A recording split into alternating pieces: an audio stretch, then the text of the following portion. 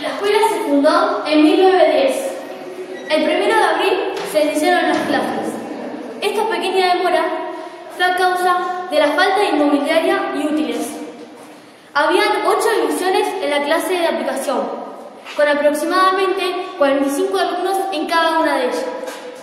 Desde su fundación y hasta 1925, el establecimiento se llamó Escuela Normal Mixta de Lincoln.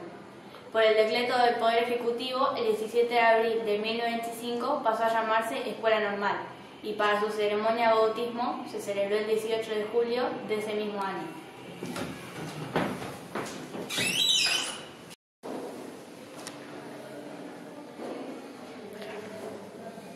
Antiguamente había una sala de música, pero fue cerrada y sus instrumentos fueron llevados a la sala de archivo de la escuela, excepto 2 pianos, uno quedó en la biblioteca y otro en la sala VIP. La sala VIP, conocida como la casa del director, fue construida para hospedar a directores extranjeros, pero nunca habitó nadie ahí, por eso se le asignó el nombre de la sala VIP, que ahora es usada para realizar reuniones. La salud de la población estudiantil fue atendida por profesionales que prestaron sus servicios desinteresadamente. Al comenzar las clases, los alumnos ascendieron a 350, los cuales terminaron el curso lectivo 347. Actualmente, en 1969, la dirección de la escuela estaba a mano del señor Gerardo Walter Bessi. Es alumno de la casa y profesor de educación física. Se diplomó en la Institución Nacional de Educación Física. Hola, señor Aldo. Bueno, Buenos días. buenos días. Buenos días. Es un gusto estar con ustedes, ¿eh? Gracias. A vos también te doy la manita, sí. Bueno, te vamos a hacer 10 preguntas y si puede contestarlas, las contesta. ¿Está bien? Sí, si estoy... Si está de acuerdo, las contesta. Bueno, sí, cómo no. Sí, Bueno. sí. Bueno. Sí. ¿Había centro de estudiantes cuando vos estabas de director acá? Perdóname que te repita, sí. ¿Había centro de estudiantes cuando vos estabas de director Sí, acá? sí, se formó un centro de estudiantes que trabajaban muchísimo. Traían a dirección, siempre traían sus inquietudes y bueno, y las resolvíamos y ellos trabajaban y resolvían por su cuenta también. Hacían actividades deportivas, artísticas, culturales. Ellos realizaron muchas cosas. ¿Sí? La directora actual de ustedes estuvo en el centro de estudiantes, trabajó muchísimo, un grupo que yo me acuerdo mucho cómo trabajaba. Sí, nos han ayudado, nos han explicado muchas cosas. Bueno. ¿Cómo fue tu paso en la escuela? ¿Cómo? ¿Cómo fue tu paso en la escuela? Mira, fue mi vida en la escuela. Yo en la escuela estudié, hice secundario, estudié magisterio, me recibí de maestro y bachiller. Acá era un plan que se llevaba 6 años de estudio. Sí, después me fui a estudiar el profesorado a Buenos Aires, porque acá no había profesorado de educación física. ¿Fuiste al Instituto Nacional? Al Instituto Nacional. Sí. Así que después que estudié allá, me recibí, bueno, tuve la suerte, como después acá también, de poder ejercer la docencia también en el instituto donde yo estudié. Se me ofreció a instalarme, dar clases y también estuve un tiempo en Buenos Aires, hasta que me ofrecieron venir acá. Necesitaban un profesor con título y lógicamente el amor por la localidad, la familia y la necesidad de estar en esta casa que realmente me dio todo a mí. Esta escuela para mí fue una vida, porque realmente ustedes la están viviendo ahora en la edad de estudiantes, hasta después llegar a ser director, profesor primero y director después, ha sido una cosa maravillosa para mí. Yo estoy agradecido al destino, a Dios, porque realmente viví muy lindos años, con mucho trabajo, a veces con algunos dolorcitos de cabeza, como todo, porque quien toma las cosas con seriedad siempre tiene alguna preocupación, pero realmente fui muy feliz acá. Bueno, ¿en qué cambió la escuela físicamente? ¿En qué cambió? Bueno, yo realmente tengo que opinar desde afuera ahora, pero tuve un tiempito, estuve en la asociación cooperadora acá, y sí, ya vi un cambio fundamental. El cambio fundamental ha sido acá en la escuela el hecho de haber sido transferida, porque antes esta escuela dependía de la Nación directamente, del Ministerio de Educación de la Nación. Pero en el año 1993, un año antes que yo me jubilase, pasamos a depender de la provincia de Buenos Aires. Y la provincia de Buenos Aires recibió a todas las escuelas que eran nacionales de toda la República, de todo el país, y cada provincia recibió su escuela y no estaban preparadas para recibir tanto volumen educativo.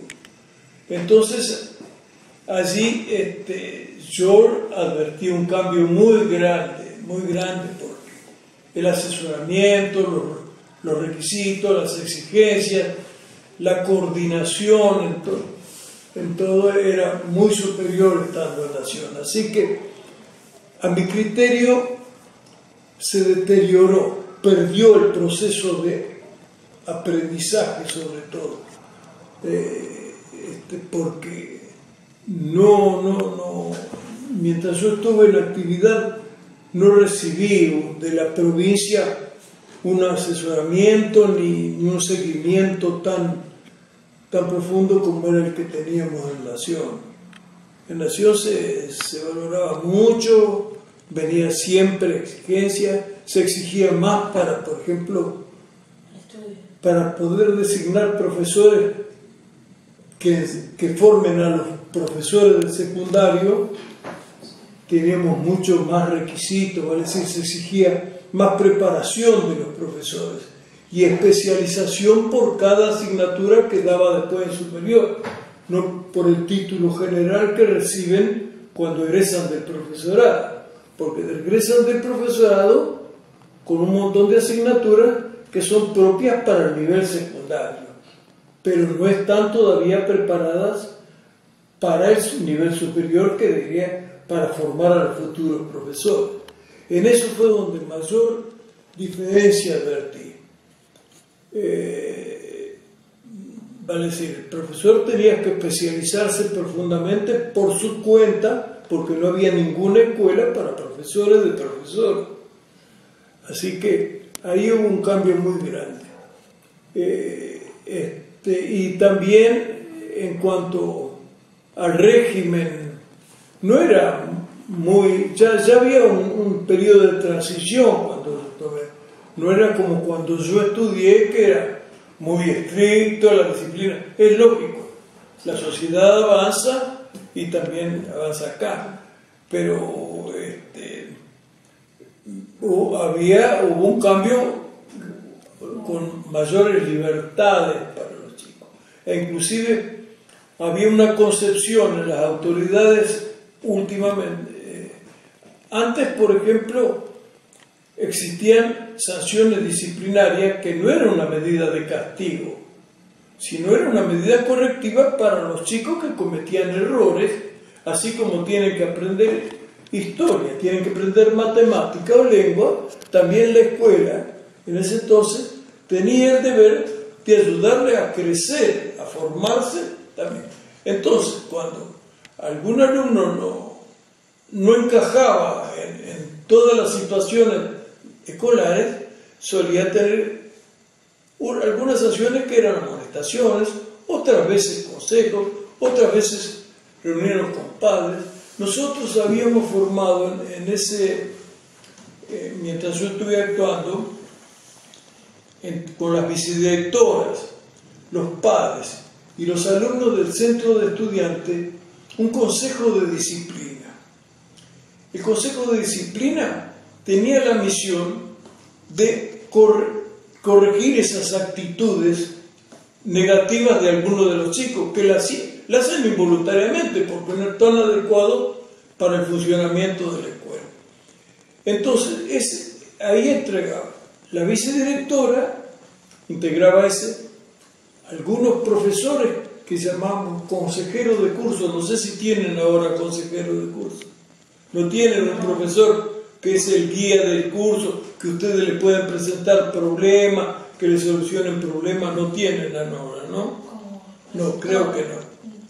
Bueno, nosotros teníamos en cada curso, yo debía presentarle al curso ese una terna de profesores que yo disponía horas cátedras para poder que puedan cobrar unas horas más en su labor. Los alumnos dentro de esa terna elegían uno que iba a ser el consejero.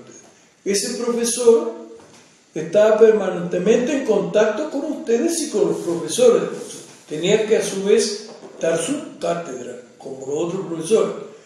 Entonces, cuando tenían un problema, generalmente lo conversaban con ese profesor porque era de su confianza, por eso se le llamaba consejero de curso.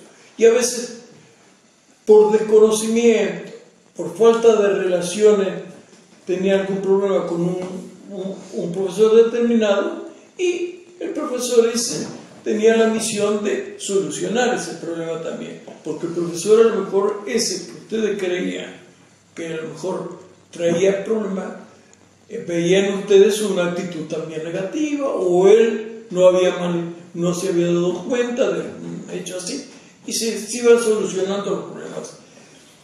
Y a su vez, esos consejeros de curso integraban lo que le decía que era el tribunal de disciplina. Cuando algún alumno de determinada división, de determinado curso, había tenido un problema, se reunía el consejo de disciplina para tratar ese problema, y también un alumno del centro de estudiantes también lo integraba. Y lo escuchaban al alumno, también escuchaban al padre del alumno con el alumno para que esté, y después resolvían cuál era la situación del alumno. A veces un simplemente consejo o esa misma charla era suficiente para que ese alumno cambie de actitud, pero otros necesitan a lo mejor otro estímulo distinto que esa charla, porque no fue suficiente, porque reincide en actitudes negativas. Entonces el consejo de disciplina después pensaba que había que aplicar una sanción disciplinaria que contemplaba el reglamento, que era dependía de nación, que podía ser amonestaciones. En un principio son poquitas amonestaciones, 2, 3 amonestaciones, y podía el alumno acumular hasta 25 durante las amonestaciones, como máximo. El que excedía eso quedaba libre y tendría que rendir todas las asignaturas en condición de libre. No quedaba fuera de la escuela. Pero si a lo mejor las faltas que cometía, las equivocaciones, los errores que seguía cometiendo eran demasiado graves, a veces también el reglamento contemplaba una suspensión temporaria del alumno para venir a la escuela, y por supuesto que perdía asistencia. Entonces, en el régimen de inasistencia, si llegaba al máximo, también ocurría lo mismo que con la amonestación. Debía hacer examen como libre de todas las asignaturas. Eso cambió muchísimo.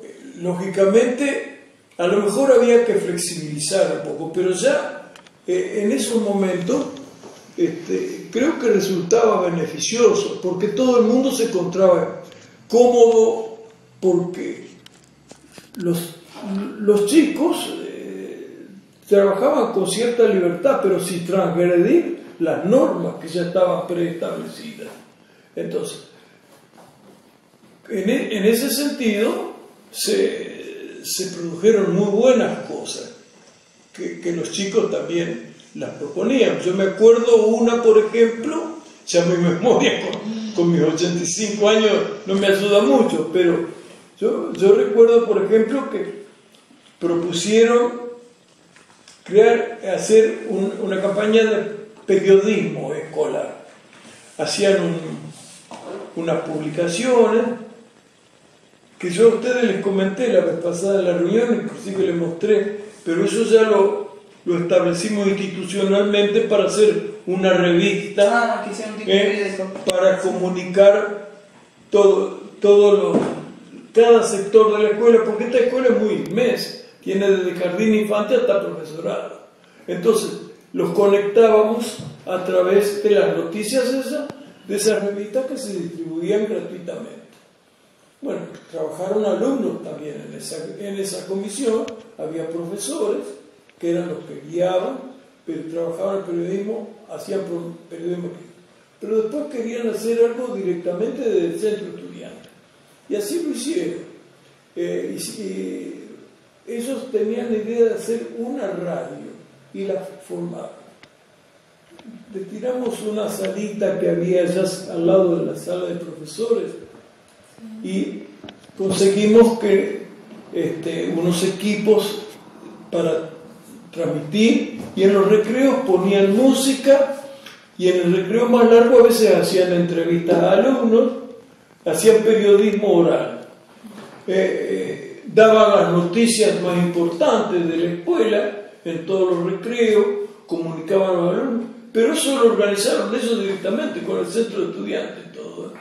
Era un trabajo muy lindo. Sí. Otra cosa que hacían era organizar competencias conjuntamente con los profesores de educación física, organizaban competencias internas. Se había organizado el sistema de tribus, todos los alumnos de la escuela desde primero a quinto año, ahora es sexto, en ese entonces había hasta quinto. El secundario se elegían anualmente un grupo para hacer las tribus, y las tribus armaban competencias de literatura, de deportiva, de todos los deportes, que hacían una fiesta muy grande que era la presentación de las tribus. Ahí se disfrazaban de indios, son indios por naturaleza, pero y bueno, hacían danza y hacían un fogón muy grande. Recuerdo que había el campo de deporte, estaba acá frente a este sector de la escuela donde está este edificio. La primera, sí. Ahí. No, enfrente, cruzando la calle. Ah, sí. Ahí era el campo deportivo, todavía no era donde está ahora actualmente. Entonces hacían fogón a la tardecita, a la noche, y una reunión muy agradable, presentando sus cualidades artísticas cada uno y otros deportivas.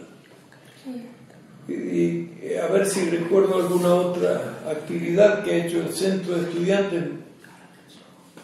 También se relacionaban con otros pueblos, porque con otras escuelas de otros pueblos, y hacían viajes, visitas de un lado a otro, venían acá y hacían competencias deportivas, y se complementaban las competencias deportivas con un trabajo literario. Tenían que la organización zonal daba un tema, entonces cada escuela presentaba a los alumnos, el centro estudiante elegía quiénes los representaba a ellos, qué alumnos representaban. Generalmente eran del último año, y bueno, y había un jurado especializado que después determinaba quién era el ganador, y también muchas actividades deportivas. Otra cosa importante que hacían, también temas, buscaba personal, por ejemplo, hicieron reuniones así, consiguiendo a médicos, especialistas nacionales, para que vengan a dar charlas sobre el problema de la drogadicción, por ejemplo. Se hacían en el gimnasio, cuando estaba. Eso lo organizó el centro de salud, ¿no? de estudiantes. ¿Cambió en algo el centro de estudiantes? ¿Cambió en algo el centro de estudiantes? Actualmente. No sé ahora si está organizado el centro de Sí, estudiantes. se hace. Sí. Ah, bueno, pero no, ahora desconozco cómo está organizado. Ahora, más. Si ha cambiado o no. Como te lo ha contado, yo creo que ha cambiado, sí, bastante. Sí. Sí. ¿Cuánto años tuviste en la escuela? ¿Cuánto? ¿Cuántos años tuviste en la escuela? Yo estuve 25 años y 8 meses de director, pero como profesor estuve desde el 60 a 1994, sacá la cuenta. 38. 34. ¿A qué año te jubilaste? Me jubilé a los 61 años de edad, en agosto de 1994. ¿Cómo hacían los chicos para ingresar a la escuela?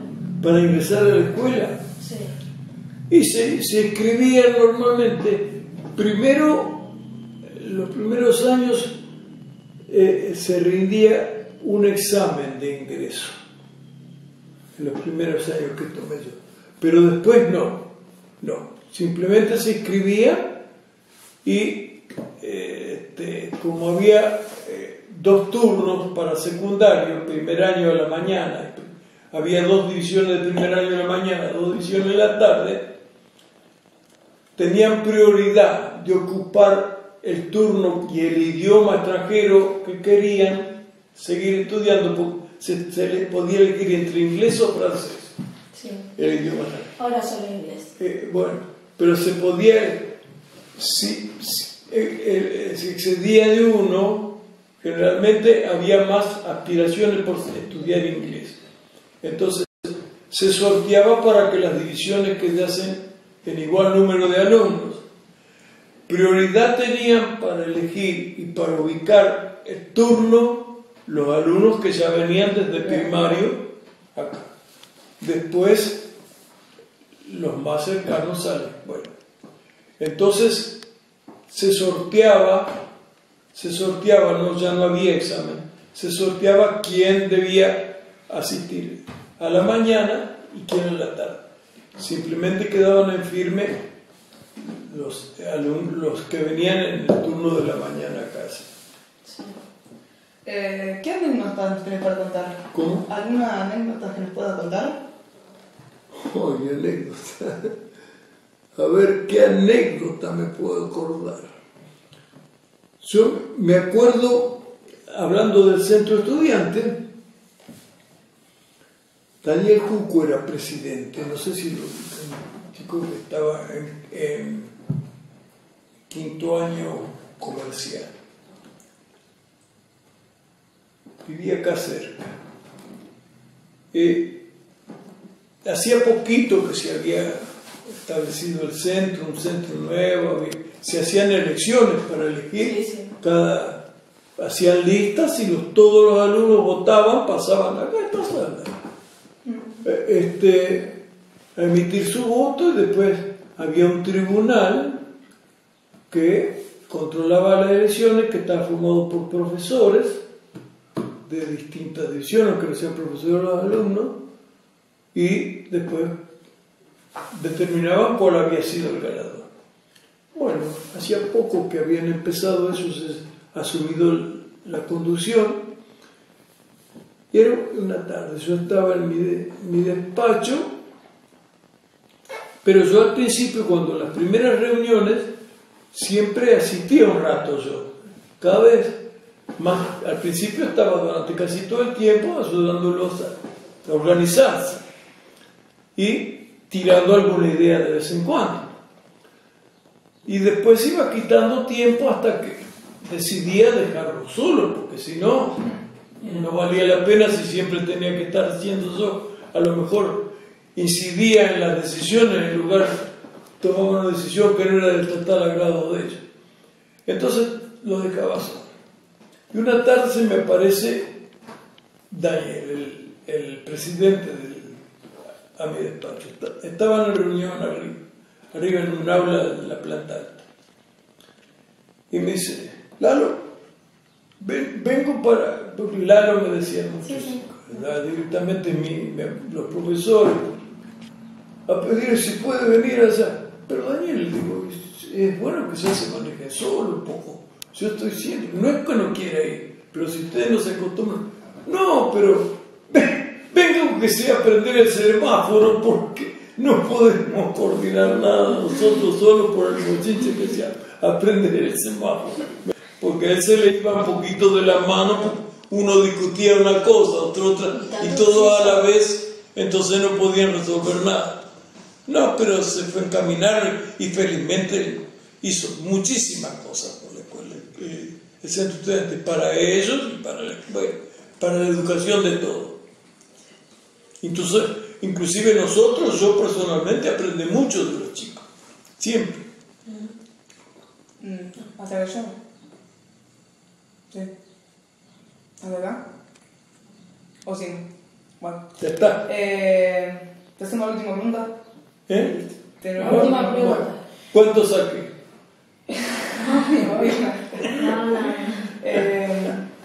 ¿Cómo eran los uniformes antes?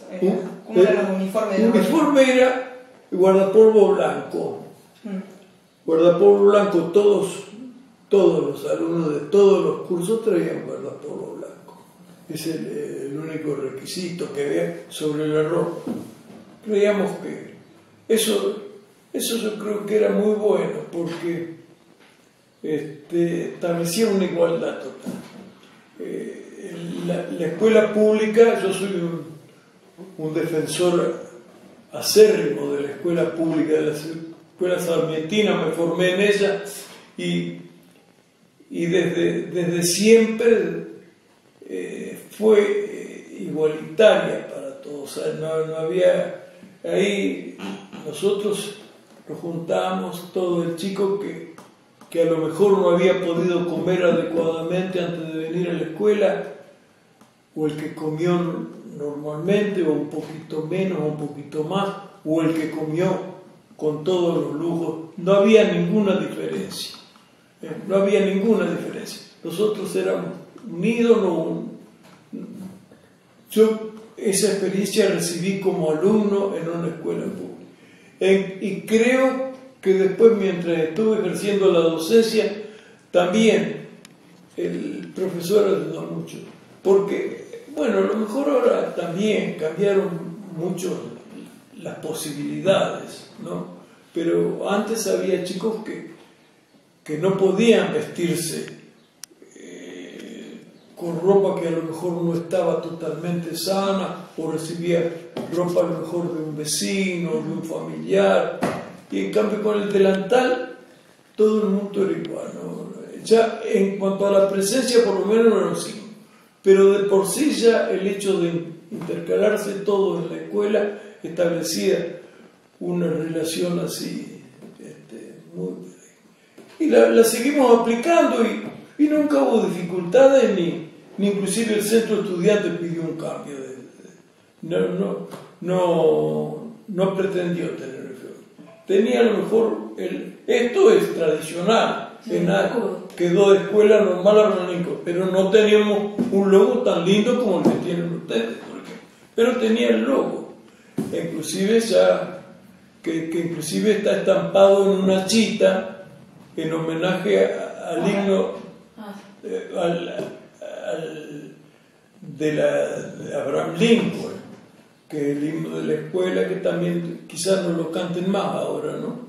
No, se han perdido, porque en todos los actos patrios siempre se entonaba el himno de la escuela, muy lindo, un hermoso himno, y el himno nacional, por supuesto. Sí. Pero entonces, en una parte del himno dice sublime leñador, porque Abraham Lincoln sabe conocer la historia. del expresidente americano. Entonces de ahí surgió uno de los profesores que tuve yo acá siendo alumno, que era profesor de dibujo, plástica, creó con su idea, que era muy importante, el achita como emblema en homenaje a Abraham Lincoln. Bueno, muchísimas gracias, Aldo. No, al contrario. Al contrario. Gracias a ustedes y espero que les sea muy útil todo esto. Sí, gracias. Bueno, gracias. ¿No me ponen nota? Sí, vamos por más. Aprobé. Bueno, gracias. Le queremos hacer homenaje al señor Ángel Miguel Gallo, ya que fue muy importante en nuestra escuela. Cumplió su deber de portero. Falleció en 1997 tras un accidente trabajando. Lo recordamos con mucho amor y cariño.